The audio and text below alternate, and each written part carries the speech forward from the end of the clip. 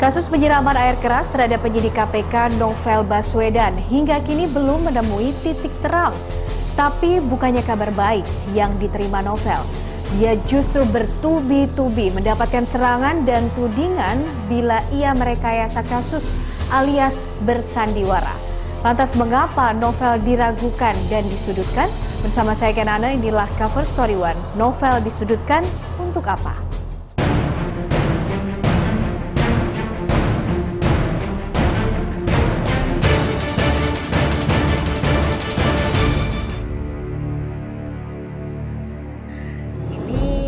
Masalah perban yang dipakai sama Novel Baswedan. Lihat ya. Dewi Tanjung menabuh gendang keriuhan. Politisi PDI Perjuangan itu tampil mengejutkan dengan tudingan menyerang Novel Baswedan. Di dalam ininya kan Novel Baswedan, penyidik KPK, tahu kan ya Novel Baswedan yang katanya matanya disiram sama perempuan kelahiran Bogor, pemilik nama asli Dewi Ambarwati ini seakan berani menantang badai cibiran dari penggiat anti korupsi yang selama ini dikenal getol membela Novel Baswedan. Ini keterlaluan sebenarnya kalau dilihat dari aspek rasa kemanusiaan ya. Novel adalah korban. Lalu ada lagi tagar di sebuah medsos.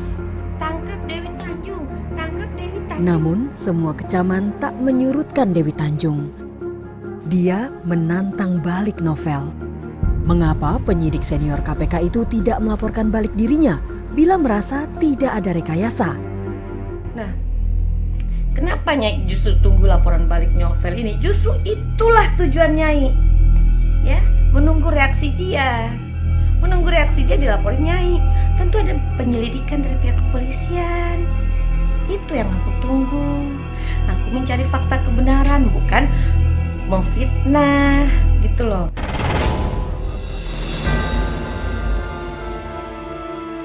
Inilah adegan Dewi Tanjung yang diunggah dalam laman YouTube-nya. Begitu percaya diri, si Nyai mempraktikkan bila tak sulit membuat skenario kerusakan wajah serta mata seperti yang dialami Novel Baswedan. Ya, seperti ini. Oke, teman-teman. Nah, udah kelihatan bagaimana perubahan yang saya lakukan, mencoba yang namanya make up. Tahu persis pada hari H itu rumah sakit melakukan penanganan awal dari kejadian, kemudian ada sejumlah pejabat di kepolisian, di KPK sudah pasti ya, dan beberapa pejabat publik lain yang juga datang dan melihat langsung, dibawa juga ke rumah sakit lain yang khusus menangani soal mata, dan kemudian dilakukan tindakan medis di Singapura sampai operasi yang harus dilakukan secara bertahap, dan kemudian tiba-tiba ada yang mengatakan itu semua rekayasa.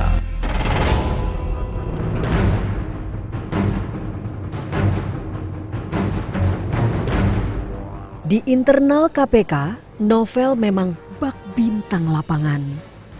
Sementara Dewi Tanjung selama ini memang dikenal rajin melaporkan sejumlah elit. Sebut saja Prabowo Subianto, Amin Rais, Fadlizon, Fahri Hamzah, hingga Habib Rizik Sihab. Tokoh-tokoh ini pernah menjadi daftar terlapor Dewi Tanjung di polisi. Saya nggak perlu mencari panggung dalam hal ini. Pertama, saya nggak perlu bicara sensasi, ya kan? Karena sebelum saya laporkan Novel, saya sudah banyak dikenal orang kasus sebelum ini. Kita minta betul bahwa Presiden sudah meminta lagi, karena kepolisian tidak bisa mengungkap 3 bulan. Presiden sudah minta 1 bulan lagi. Kita minta polisi segera mengungkap siapa pelaku penyiraman Novel, sehingga tidak ada masyarakat lagi berani menerka-nerka atas peristiwa ini. Bu Dewi itu punya hak membuat laporan polisi, ya. Namun yang menjadi persoalan adalah ketika dia melakukan komunikasi dengan pers. Dia hadir sebagai narasumber, dia nyatakan di depan publik tentang kecurigaannya itu sebelum aparat penegak hukum memproses perkara itu. Jika nanti tuduhannya tidak terbukti, maka dia dipidana karena pencemaran. pencemaran nama baik.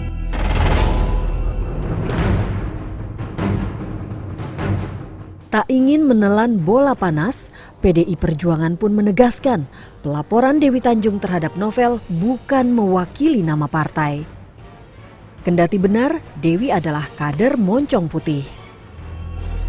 Pertama yang disampaikan saudari Dewi Tanjung, beliau tidak merepresentasi sebagai sikap partai politik, dalam hal ini PDI Perjuangan. Bahwa beliau sebagai anggota PDI Perjuangan, iya. Pernah nyalek di PDI Perjuangan, iya. Itu faktanya. Bahwa dikatakan dikaitkan dengan PDI Perjuangan, ya sama sekali tidak. Karena aktivitas beliau selama ini juga tidak ada kaitan dengan kepartaian. Setelah beliau nyalek, ya kemudian tidak lagi terlibat dalam aktivitas atau kegiatan kepartaian. Hati nurani saya berbicara dan mewakili semua masyarakat. Jadi tidak mewakili? Tidak, partai saya tidak tahu sama sekali. Ini murni saya ingin membela hak hukum masyarakat, ya, ketetapan hukum masyarakat yang cukup gaduh dengan kasus ini. Justru kalau laporan mengada-ngada dan publik kemudian resah dengan informasi-informasi, misalnya informasi-informasi hoax yang disebar oleh pihak-pihak yang lain, itu justru menjadi persoalan tersendiri. Nah, agar kontroversi ini tidak kemudian berkembang, misalnya arahnya menjadi tidak jelas, malah membuat keributan yang tidak perlu, sementara energi kita perlu untuk hal-hal yang lebih positif begitu, akan lebih baik memang secepat mungkin pelaku teror itu ditemukan.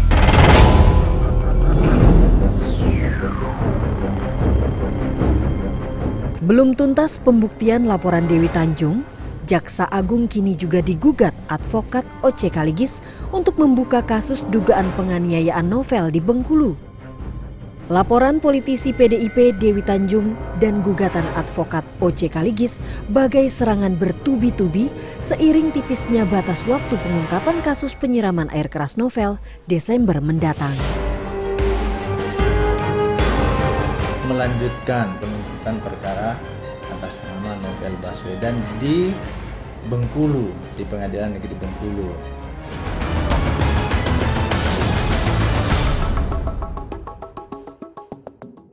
Belum terjawab tuduhan rekayasa Dewi Tanjung terhadap Novel. Kini giliran terpidana O.C. Kaligis yang menggugat Jaksa Agung untuk membuka kembali kasus lama Novel. Kasus dugaan penganiayaan saat Novel Baswedan masih berkiprah sebagai polisi di Polres Bengkulu. Padahal tahun 2016, Kejaksaan Negeri Bengkulu telah menghentikan kasus Novel dengan menerbitkan SKPP atau Surat Ketetapan Penghentian Penuntutan.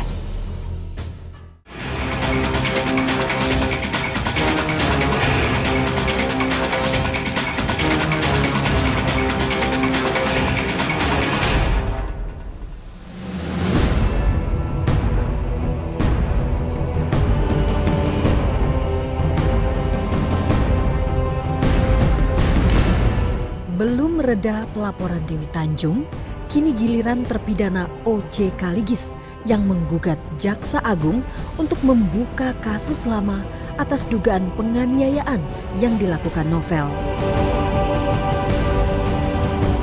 2012 lalu, Polres Bengkulu pernah menetapkan Novel sebagai tersangka atas kasus dugaan penganiayaan pencuri sarang burung walet saat Novel masih menjabat Kepala Satuan Reserse Kriminal Polres Bengkulu. Namun pada 2016, Kejaksaan Negeri Bengkulu menghentikan kasus Novel dengan menerbitkan SKPP atau Surat Ketetapan Penghentian Penuntutan. Penetapan tersangka Novel dinilai kurang mengantongi bukti.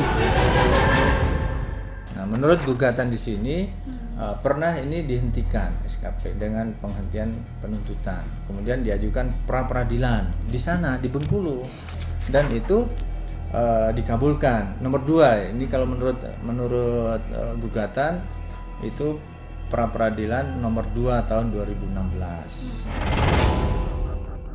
Kalau tidak cukup bukti, menjadi pertanyaan, kenapa jaksa menerima perkara itu dulu, menyatakan P21. P21 itu adalah sebuah formulir yang menyatakan bahwa pemberitahuan dari jaksa kepada penyidik, "Hei penyidik, perkara kamu sudah cukup buktinya." Jadi padahal jaksa sudah menyatakan cukup bukti. Ya. Nah, terus satu lagi apa?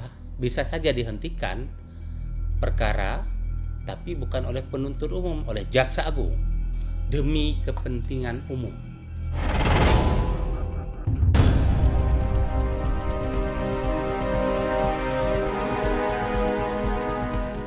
Surat ketetapan penghentian penuntutan kasus novel digugat ke PN Bengkulu.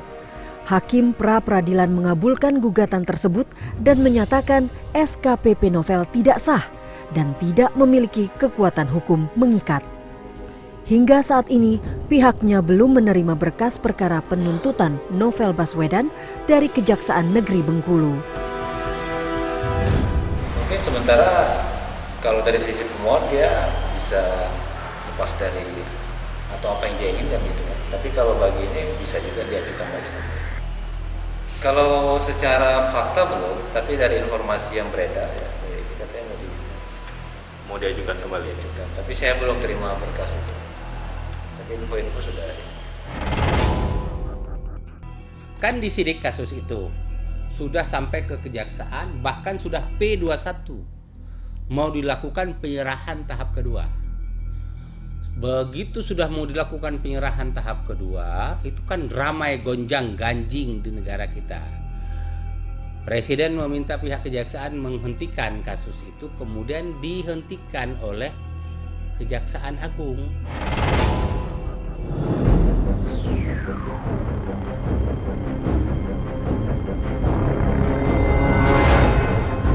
Putusan pra-peradilan inilah yang menjadi kuncian OC Kaligis mengajukan gugatan. Tercatat, koruptor itu mengajukan gugatan ke Pengadilan Negeri Jakarta Selatan pada 6 November 2019. Yang diajukan oleh Profesor Dr. OC Kaligis. Ya. Tergugat satu adalah Jaksa Agung Republik Indonesia. Kemudian tergugat dua adalah Kejaksaan Negeri Bengkulu sebagai tergugat dua. Jadi penggugatnya OC, tergugat satu adalah Jaksa Agung dan Kejaksaan Negeri Bengkulu. Intinya adalah meminta kepada tergugat satu maupun dua untuk melanjutkan penuntutan perkara atas nama Novel Baswedan di Bengkulu, di Pengadilan Negeri Bengkulu.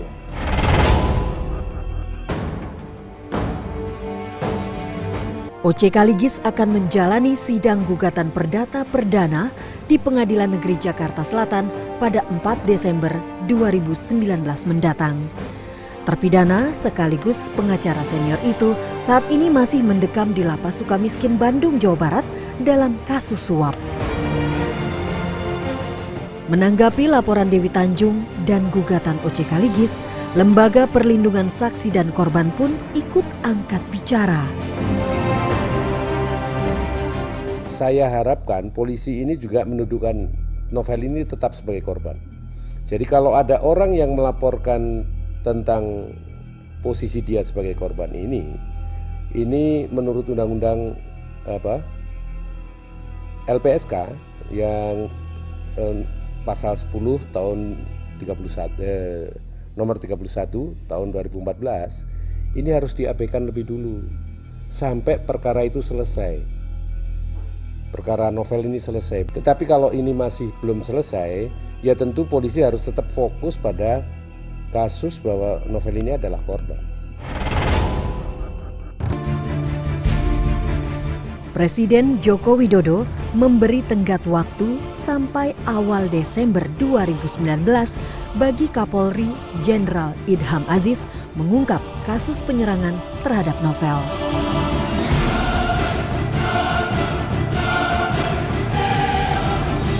Yang bisa menyelesaikan ini adalah proses penegakan hukum yang tegas.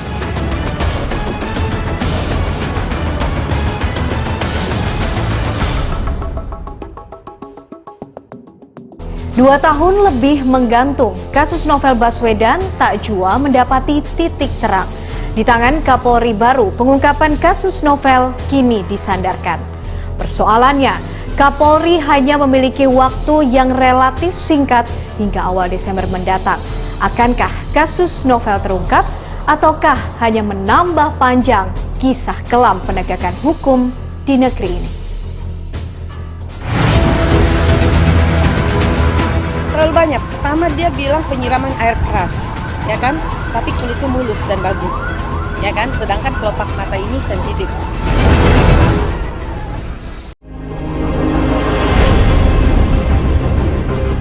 Tudingan rekayasa yang dilontarkan Dewi Tanjung terhadap Novel Baswedan menambah liku kasus Novel.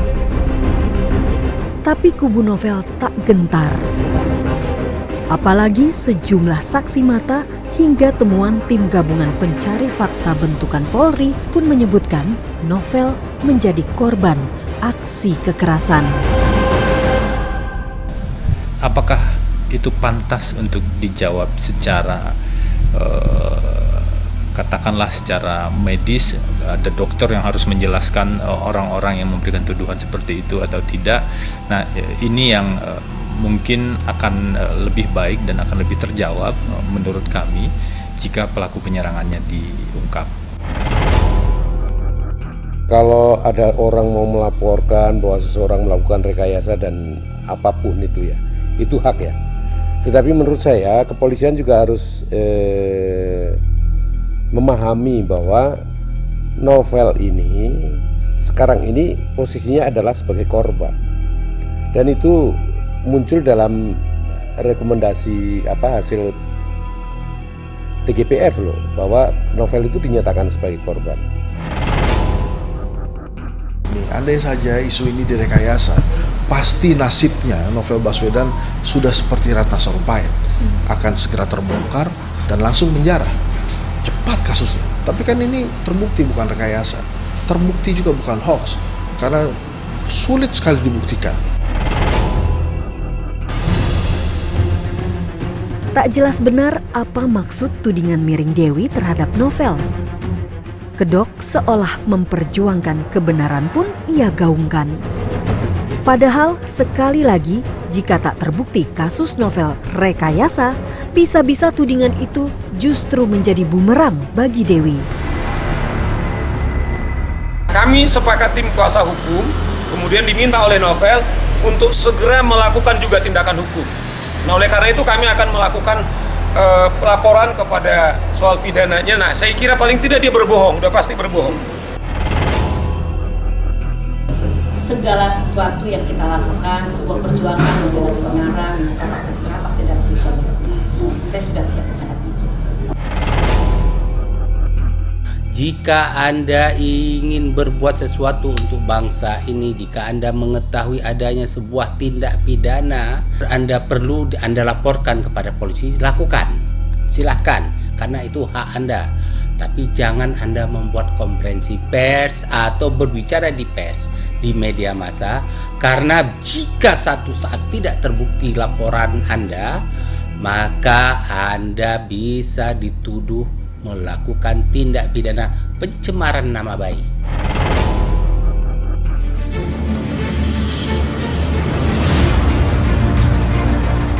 Masih terkatung-katungnya pengungkapan kasus Novel memunculkan desas-desus. Jangan-jangan kasus Novel terbelit persekongkolan politik. Mengingat sebelum insiden penyiraman, penyidik senior KPK itu diketahui sedang menangani sejumlah kasus serius, seperti kasus korupsi IKTP hingga Wisma Atlet. Tapi cukup kuatkah spekulasi politik itu? Bahwa proses ini rumit, memang iya. Karena memang tidak banyak bukti yang bisa mengarah kepada pelaku. Dan juga situasinya kan Pak Novel ini memiliki banyak masalah pribadi dengan banyak orang karena peran dan posisinya sebagai penyidik KPK. Kita nggak pernah tahu musuh mana, orang mana yang mau mencelakai beliau. Jadi kalau kemudian Novel mengharapkan ada kekuatan politik untuk bisa mendesak agar kasus hukumnya ini selesai nampaknya agak sulit. Karena sudah terbukti secara politik untuk penguasa kasus ini aman-aman saja. Tentunya yang bisa menyelesaikan ini adalah proses penegakan hukum yang tegas ya. Ketika pelaku ditemukan, nanti bisa didalami lebih lanjut sebenarnya apa yang ia lakukan, motivasinya apa, dan siapa yang menyuruh melakukan penyerangan pada subuh itu.